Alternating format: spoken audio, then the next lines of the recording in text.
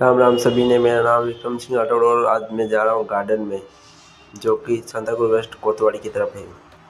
मैं निकल गया अपने रूम की तरफ से और फिर रास्ते में दर्शन किए बजरंगबली और शनि महाराज साईं बाबा के। फिर इधर चल रहा था काम, फिर यहाँ से आगे निकल गया। यहाँ से आगे निकलने के बाद फिर आ गया मैं गार्डन में,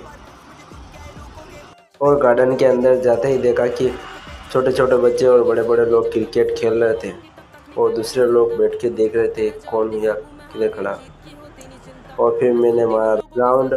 राउंड मारते मारते मैंने देखा कि लोग फ़ोन चला रहे और क्रिकेट का मज़ा आनंद उठा रहे। और फिर यहाँ से मैंने राउंड मारते हुए आगे निकल गया। फिर आ गया अपने दोस्त के पास, जो कि फ़ोन पे बात कर रहा था। फिर हम दोनों मिल के फिर निकल गए रूम की तरफ, और फिर मैं इधर आ गया। सो गाइस, आज का ब्लॉग यही ख़त्म होता है। राम राम सभी को।